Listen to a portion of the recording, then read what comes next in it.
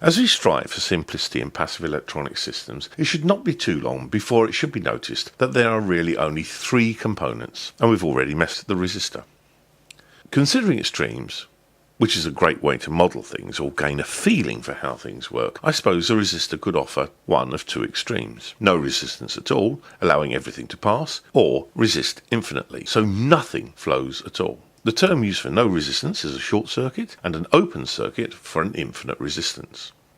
One warning: air does not normally conduct electricity. It's an insulator until the potential or voltage gets so high that it's ripped apart and conducts in this dramatic fashion. We call this the breakdown point.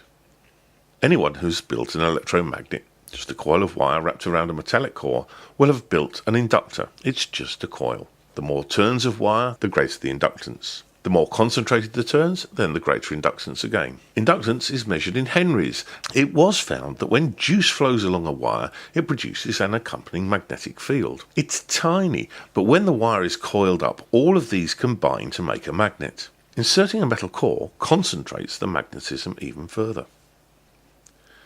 Our final component is called the capacitor, where a capacitor is any two conductive surfaces separated by an insulator. Juice cannot cross between the plates of a capacitor. It can only sit on the plates. The larger the plates, the bigger the capacitance. The closer the plates, the bigger the capacitance. And capacitance, measured in farads, lining up the perfect resistor, capacitor and inductor, we find that they are all unique. Inductors do not have any resistance or capacitance. Capacitors have no resistance or inductance, and resistors have no capacitance or inductance. They are all perfect and all separate.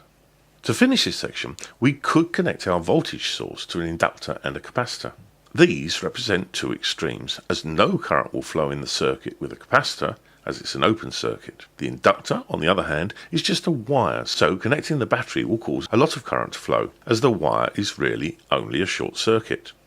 So, in our model of the world, we have a voltage source, a resistor, an inductor, and a capacitor, and two equations that simply apply to the static situation: V equals I times R, and P equals I times V. Our basics are in place and understood.